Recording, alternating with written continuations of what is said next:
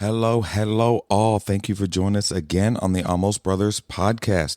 Hey, will you do us a favor? If this podcast has meant something to you and encouraged you, will you consider becoming a monthly supporter? You could do $3, $5, $8, or $10 a month. What this does is this helps financially support the podcast so that we can continue to put out content and help better serve you. So if you would, down in the show notes, you can click the link, support, and become a monthly member. We love you. New episode coming your way. What's up, everybody, and welcome to the Almost Brothers podcast, a very special episode, some would say. Yeah. Jeremiah, how you doing? Man, I'm great. How are you? You usually look good, but it's church morning, so you're looking super snazzy today. Thank you, sir. Man, with that little purple shirt. That's a little much for me. I'm more of a, black and gray, but. Yes, you keep it in that safe zone. Yeah, you pulled it off, though. I like it. Thank you. How you been? Not bad. It's been a little bit. It has been a while. Yeah, but here we are. Yep. Back at it, man. Busy time. And I'm excited about our guests today. Or we're their guests, however that works out, man. I'm excited either way. Yeah, we're their guests. They're our guests. We're all in it together. Yeah, we're excited. There's a lot of muscle going on in that room. Dude, they spend a lot more time in the gym than we do. I can guarantee you that. If I turn sideways, I'm gonna be gone. I look like a pregnant toothpick. Yeah, there's definitely a lot of manly going on in that room. But anyway, like we said, today's a special episode. On our episode today, the dudes. The dudes. What do we call it? We mix the two together? Was it bro dudes or? Almost dudes. No. Almost dudes. That's what I almost called it almost dudes. Like, yeah, well, that's probably a good decision to not go with that one. But yeah, I think brothers in Christ may sound better. Yeah, that's what it was. I think let's go with that. So how y'all doing today? Today we got Mr. Ruckus. Morning. How's it going? It's pretty cool. I'm good, man. Did you know that you're my, what are you? You're my wife's like cousin? Actually, yeah. I discovered that the other day on Facebook or something. Something she had posted, and it said, I think it was like way, way distant past, and someone in her family had passed away. And I was like, I think that's my uncle or second uncle or something. But yeah. Yeah. Oh yeah. Well, so in that case, we're actually brothers, brother dudes, almost. That's funny. And an old friend, Mr. Josh Colton. How you doing?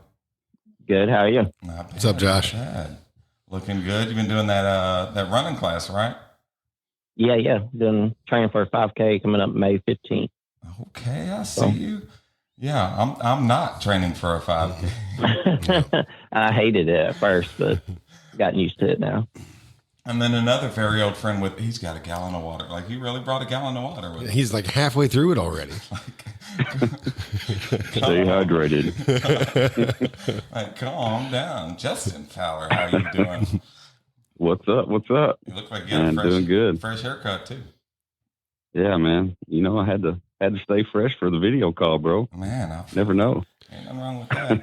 Ain't nothing wrong with that. I mean, I ain't rocking the perm like you're rocking right now, but. Oh, no. Now you get me thinking about it to make sure it's on.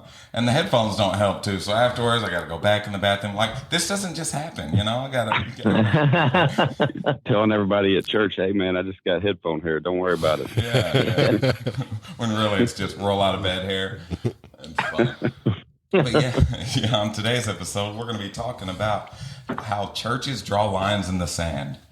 We talk about unity and we talk about coming together and we talk about doing this and doing that, but really that's your church, this is our church, that's that church, and we don't have anything to do with each other, and we don't want to kind of lift each other up but I see kind of a breakthrough happening in that with churches around here coming together for things and working together. So yeah, we're going to be just kind of talking about, maybe our personal experiences with that or kind of, what we see in our own observations of that happening. But I know for me, like growing up, that's what it was. It was church, that church, and there wasn't a sense of community. There wasn't a sense of, the big C church. Like aren't we all going to the same place? Isn't that the plan? Like, isn't that what we're supposed to be doing? but it was like competing with each other. Did any of y'all see that kind of growing up? Yeah. Like it's kind of weird because like some of it's went full circle and some of it's kind of still separate. It seemed like now you see like activities that are maybe church based where churches come together a little bit here and there. Like the struggles meeting, like the weekly meetings and stuff like that.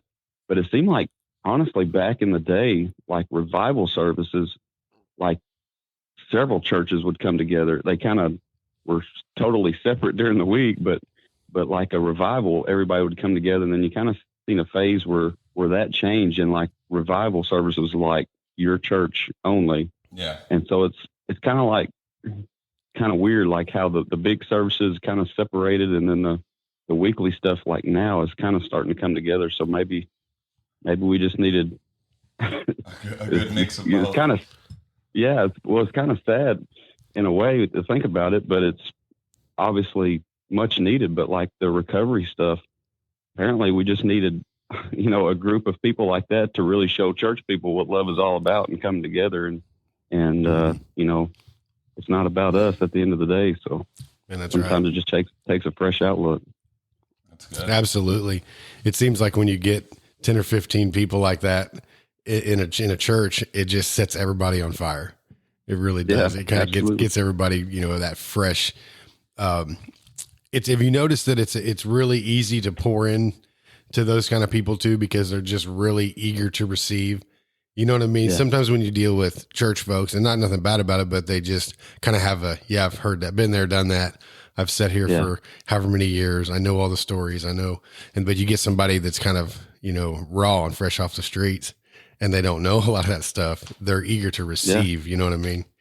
So I love that part of it, Yep.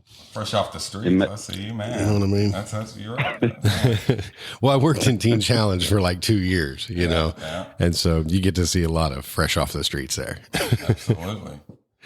Yeah. What about Josh or Josh? What do y'all think? Yeah, when I was growing up, I played music on the stage since I was young, but I don't really remember much of any other churches coming together. To me, it was all just visitors.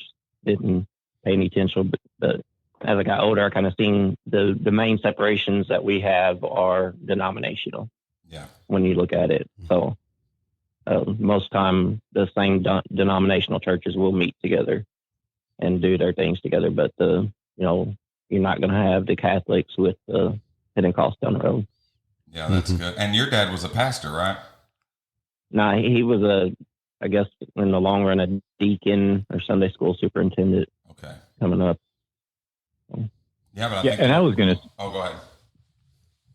I was going to speak to the same thing as what Josh is saying.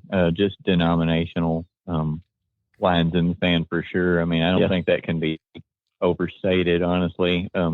But even actually before that thought came to me, I was thinking about like the only other church in town that we had anything to do with, like we played softball with them a couple times a year on Sunday nights or something, and that was the other church of the same denomination in the same town. So honestly, it kind of would have made the softball tournament, air quotes there, a little bit more diverse if we had teams from other churches to play against. But, so battle of the denominations. Right. Yeah. It's like who reigns supreme? Yeah. Yeah. You get to the field, it's like, oh, y'all again. Okay, cool. Right. Them Pentecost people can really run them bases. Yeah,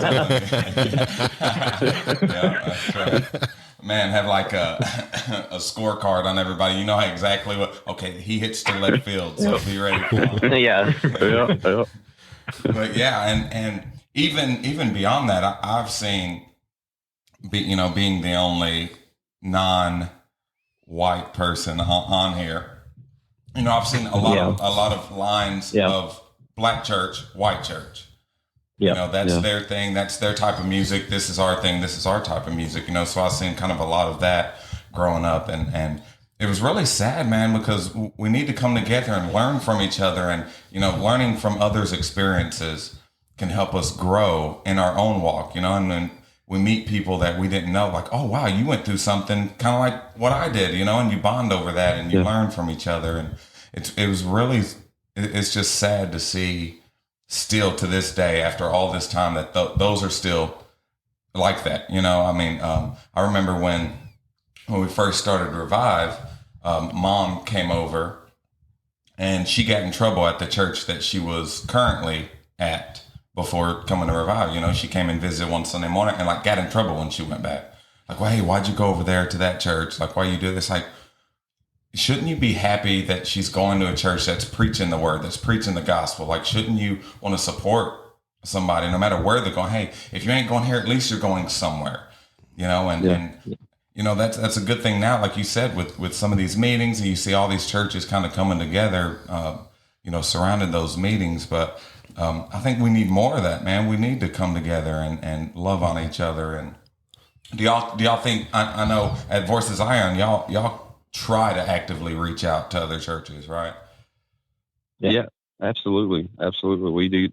I mean, we have, you know, of course we have services Sunday and Wednesday like everybody does. And it's hard to come together sometimes on those days because you're feeling your serving duties, or if you will, at your own church. But yeah, Tuesday we have struggle. Friday there's a service at the Messiah's house. So it's definitely open to anybody, you know, even if you're not a different church, just if you're out in the world, if you have another church or whatever, of course you're always welcome here, no matter your background or whatever. Absolutely. Yeah. Yeah. And that's, I want to see if y'all agree with me on this. 3 things that are the main lines. You know, if you look at 3 things or 3 subjects, whatever, we have denomination, number 1, race, number 2, and then the style of music, number 3. Oh my goodness, dude. That was a big one for us. Yes. Growing up, because we were Southern gospel or country gospel or whatever. And, you know, we went to a church that did more contemporary. I don't ever remember going to it again, you know. Mm-hmm. Man, that is, I didn't even think this of was a mistake. Yeah, this is a mistake. How many beats a minute is that? Yeah. Oh, yeah. I know that was the music thing was a big issue at my home church back at the Lake of the Ozarks. It's whenever that newer contemporary music became popular. A lot of our older, which was over half our congregation, was like, no, I want the old, this is the day. You know what I mean? Like stuff you just could clap with. Page 7 of the hymn. Yeah, you know, and so that, and, you know, they're like, well, we just don't know the words, or we just, you know, that's just, you know, I don't know if I like that. You know, there was a lot there. The music, I didn't think about that till you said that, but the music was a big barrier. You know, I don't know that it's still a huge issue, but I know when it first, you know, kind of shifted, it was a big issue. Yeah. I think 100% it's still a thing, because I've just had that. It's crazy you brought that up. That was such a good point, because I've had probably 10 people that have asked me about Lighthouse. Like, hey, we're searching for a church, and we're thinking about coming over there to visit. And their first question is, how is the music? What is the music like? Every single one of them. It was 10, 11 people, and every single one of them, that was their first question. What's the music like? You know, because it really is. It's a big part of it, and it's what gets you into the service. It's what kicks the service off. And I think you're absolutely right. That's a good line that churches draw. Like, okay, we don't like that music. They can do that. This is what we do. Yeah, and it's kind of sad that, I mean, it'll be sad the way I say it, but the church has to change with the culture. Yeah. In a way to keep the youth coming in. Yeah. You know, your next generation, because they're listening to something totally different out in the world. Right. And if we're not having Christian artists make songs, build songs that are new in the style of music that they like, that these young ones like, then, you know, they're not going to come. You're not going to get them in. You can talk to them. And most time, if it's not the music bringing them in, it's something dramatic or catastrophic in their life that brings them to God. Yeah, that's good. Mm-hmm. Yeah, and that's, you know, that's something that I run into, you know, being a youth pastor is, you know, you see all these churches that they'll do these big events and these revivals, and they'll do this and do that. but then there's nothing for the youth. You know, there's nothing going on. And that's why you see a lot of these churches that are now drying up that 15 years ago were booming, just, you know, doing really good. And now they're drying up because, you know, the older generation is passing on and they have no newer generation coming up. So just like you said, you have to change with the times. The message stays the same, but the delivery has to change. Mm-hmm. Right. Absolutely. You see the music evolving, like Jeremiah said. You look at a lot of the old songs and you just kind of take the heart of the message. A lot of it's like, you know, I want to go home. It's like, get me out of here quick. And now, like New Day's music is kind of like almost like a motivational of thankfulness and kind of making a difference here. Yeah. Mm-hmm. And just that thought, you know, if the music is evolving, why aren't we, you know, why are we still staying in the old ways? Not where our message isn't changing, but like Josh said, the culture of that should change. You know, we should really press into, you know, the New Testament up. It's all about love. So why aren't we stepping into that and it's evolving as the music is evolving? Man, And the churches that are growing now have if you look at the churches that are growing the most and the ones that's not drying up, the ones that are growing are the ones that have changed the style of the service to, you know, we brought in lighting and new music and different settings, the fresh paint on the wall. Yeah. You know, updating the church. Because I talked to a guy from Risco, and I'll shout out to him. Hopefully he'll listen. Mark McDowell.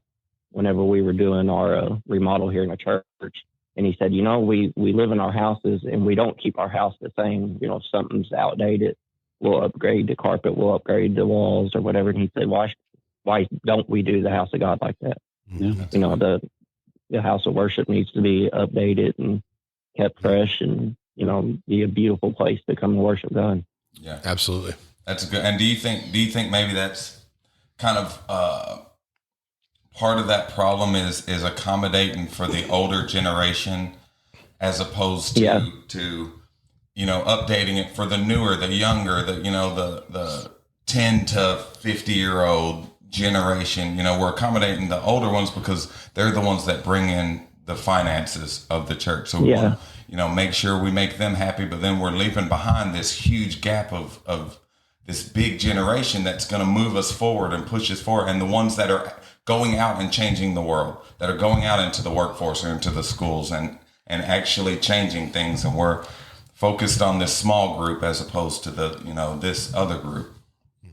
Yeah, we have to be accommodating all the way around to all generations, but we all have to be willing to give here, give there. Yeah. Yeah, I think, and this is probably be a bold statement to some, but I don't think you should accommodate really to a single. You know, No. you should be willing to help and listen to everybody's opinions, but ultimately listen to the Lord how He wants to direct you. Right. Just back to the original question about talk about drawing the line in the sand. I've seen Acts 20:28 says, "So guard yourself and God's people, feed and shepherd God's flock, His church, purchased with His own blood." So it goes back to whose church is this? This isn't our church; it's God's church. Right. Right. And you know, here it says, "Guard yourself and God's people, feed and shepherd God's flock." It doesn't call out, "Hey, take care of the people that pay the most tithes." Right. You know, it's the flock. You know, we should all be together as a family. And if you really establish that family atmosphere, it's not about a certain person or a certain people group. It's about God and His church. Yeah. That's good. Absolutely. Yeah. And that's what Ruckus, you didn't really, did you grow up in church or are you kind of newer to it? I mean, did you see this stuff kind of going on as you were younger? Oh yeah, absolutely. I mean, since day one, like I was probably less than a week old the first time I went to church. So yeah, but my whole thing, the thing I think about that hinders us, because I'm thinking of what are the long-term like repercussions of the line in the sand. Yeah. And I'm thinking, you know, like we could learn so much from one another. Think about, successful ministries at certain churches. What we were talking about that a second ago with youth ministry and stuff like that. Churches that are growing are usually also have successful like men's ministry. Like if you can get the fathers in the house of God, they're bringing the kids with them. That's very rarely deviant from that. So I mean, if your church has a successful men's ministry and we're sitting here and ours isn't growing, but we don't have a men's ministry, or it's not, it's just not taking off like it should, then I mean, we need to reach out and try to find out what you guys are doing that is working. And that could be the same for any ministry. Yeah. But I didn't see a lot of that. I did see a lot of the division, but I didn't see a lot of the reaching out and stuff like that. Yeah. And that's good. That's a good point with the men, because it is like, I can't remember what the statistic is, but it's a high number. Yeah. If the father goes, so goes the family. Mm-hmm. Right. Yeah, it's like in the 90, upward to 90% or something like that. And I think it's what I don't want to speak it, but it's a much lower percentage for if the mother alone goes. Just tells you how stubborn us men are. Yeah, that's right. Right. But it also shows us the impact that we can have. If we get in and serve the Lord, our family benefits from it, our friends see it, and it's what we're called to do as men. That's good. Absolutely. So what do we think the answer is for this? The answer is to get rid to, the lines are always going to be there as long as there's a name on the front of the church. The line's always going to be there, because we do have to take care of our congregation that's here, and same for y'all. And every church, of course, you have to take care of your congregation. But what do y'all think is the answer for more coming together and more kind of open borders when it comes to churches? Jesus. Yeah. Come on. We got to keep the main thing. Like I said, it's not, we have to realize, of course, there's names on the church. Of course, there's certain people in the church, but we have to remember to keep the main thing. Yeah. And going in love, and just, loving people, for one. If we read the next verse on that, it says, "I know that false teachers like vicious wolves will come in among you after I leave, not sparing the flock." So, for one, everybody that teaches, if they're teaching Christ and Him crucified, they're not necessarily a false prophet. If it's just you don't like their word, so you're going to call them a false prophet. We have to, for one, quit calling names just because we don't agree with every word they say. Yeah. But also, it's at the same time, realize those who are preaching Christ and Him crucified.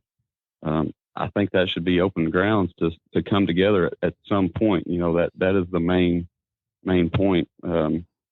Whether we don't necessarily agree on the secondary issues, that's not the main thing. That's just a lot of it. It's just our opinion. It's how we grew up in. It's the culture we were raised in, et cetera. So.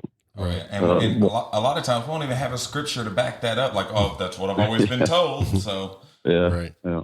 And I kind of understand one thing that's changed my mind. Oh, go ahead. Go ahead. I was just going to say, I understand that, you have loyalty to your home church and stuff, but ultimately it's about the lost, and it's about seeing people brought, come to Christ. And so in that goal alone, we should be able to put aside our differences, however petty or small they may be, and come together for that goal, if nothing else. I understand having your home church and a place you pay your tithes and a place you attend every week. But when it comes to reaching lost souls, we ought to rally together and do whatever we can to bring as many of them into the fold as we can. Absolutely. Right. And like I was going to say, one thing that's changed my mind is just if you study out the New Testament, the life of Jesus, and then the book of Acts, the first church, what they did and the way they acted, just imitating Jesus, that should be contagious enough that, if we go out in love and family to everybody we meet, the people that are hurting, that's the way we win them, is imitating Jesus. Yep. Yeah, I think ultimately our church, like you said, Jeremiah, is definitely for saving those the lost souls. That's definitely a main goal. But I think just like our Monday and Wednesday service, it's more for a building up and equipping of the saints. You know, Right. of course, if there is anybody that walks in that is unsaved, we need to do our best to get them saved. Not that it's something we muster up, but but if we look at our congregation in Southeast Missouri, like most people that walk in the door Sunday and Wednesday are already saved. Right. So what are we doing? We're equipping them to go out. Right. You know what I mean? The church is not stopping once we walk out the door Sunday and Wednesday. Yeah. We have to realize that every day we should be Christ-minded and show that love, and wherever we lay our head at on Sunday and Wednesday, that's just a lot of time just to build us up, to be honest. If that's how I feel anyway. Yeah. You know, like I said, because there's not just a slew of unsaved people coming in every church service. Right. Yeah, and that's what it says. You know, the Bible says, "Go and make disciples," so that you can send them out, you know, to all corners of the earth. That's what it's for. And church has kind of gotten away from that, and it's become a safe haven for us to hide from the world for a few hours, as opposed to a training facility to be able to send people out. You know, so I think kind of everybody summed it up, and it's just we got to put our own agendas aside and just be about God's agenda.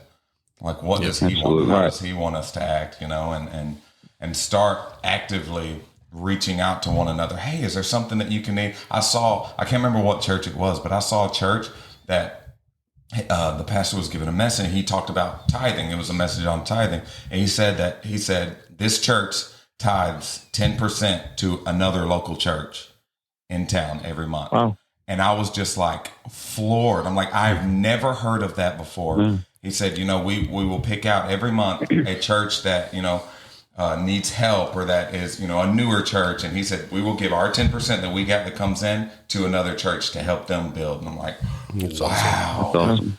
crazy. Yeah. Like, that's what I'm talking about. Like that's the kind of stuff that I love to see, and the kind of stuff that brings us together as opposed to divides. So it was really cool. Yeah. Y'all got anything else on your hearts? So by the physical, like I won't say that I have a solution, certainly, to answer your question, but by the physical nature of geography and like the super fast paced world that we live in, and like for me, the fact that I'm only here on Monday for both of those reasons, or Mondays, Jesus, no, I'm only here on Sundays for those reasons.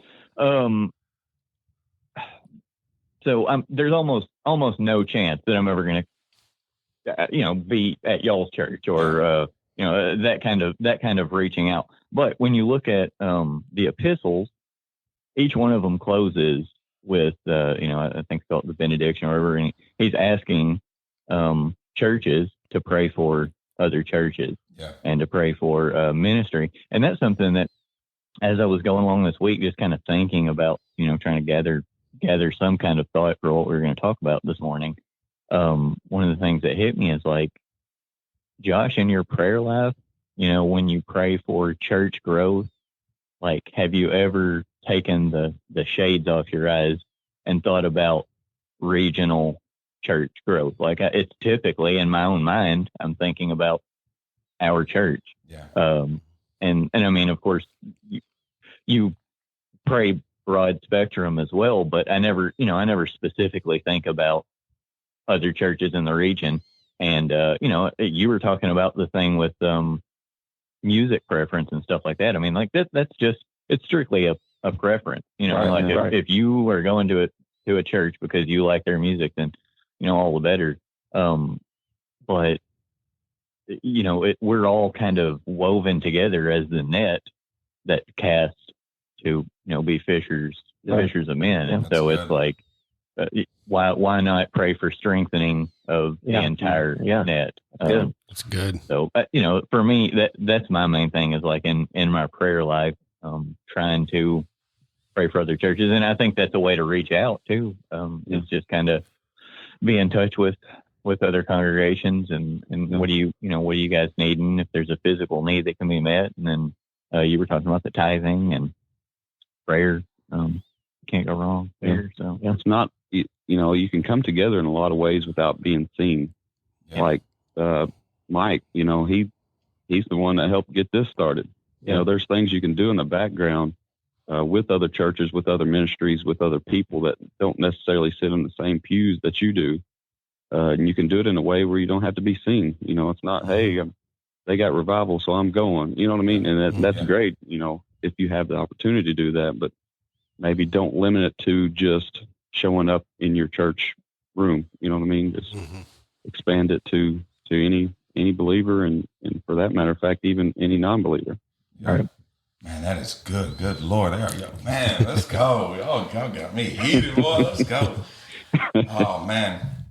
Well, man, we love y'all. Dudes in Christ. And y'all upload every Monday, correct? Every Monday. Yes, sir. Yeah, make sure I get that right. And they're awesome, man. These are just some great guys, which Ruckus I haven't known for very long. I just kind of know him through Jamie, but I know the other two, old Dumb and Dumber over there. I've known them both I've known them both for a very long time, and I consider them my family. Of course, same with this Dum Dum. I sit beside every week. I love y'all. Yeah, I'm telling you. That's what he said. So Tiger Woods is good to go. It took me a second. I'm like, oh gosh, I know. Yeah.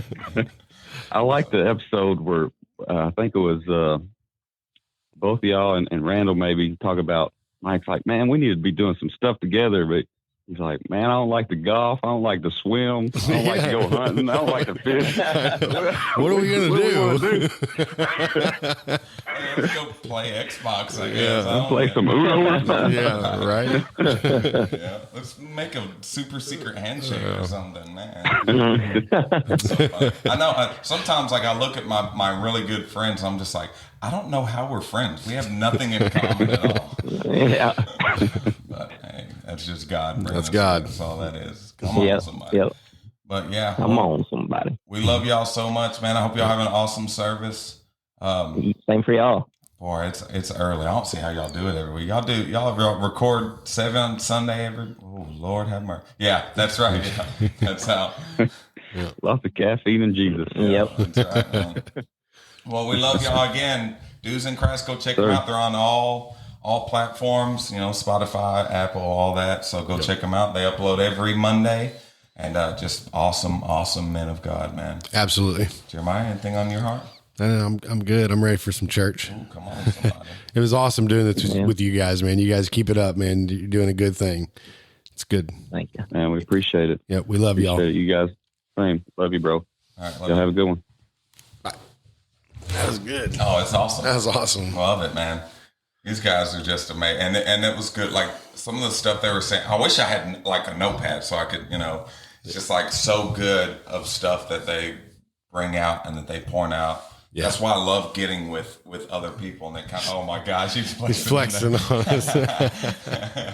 Yeah, I guess our listeners don't know. We had him set up on Zoom so we could actually have a face with what was going on. But yeah, he's shut his camera off and he's flexing at us. So anyway, they could throw some weights up. Yeah, absolutely. I hope we don't have like a fitness battle with him ever. Because who would we? Well, I guess we'd have Richard. Yeah, had him as our third, and we're definitely not. Yeah, we need a ringer. Yeah,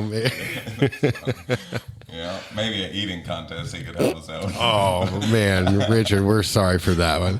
That was below the belt. He keeps talking to him. He's like, "Yep, I went on this morning. Was looking for a new episode, and they're wanting one up. Y'all are slacking." Oh, I know. He's honest, isn't he? It's probably what he was calling about. Yeah, y'all doing that episode?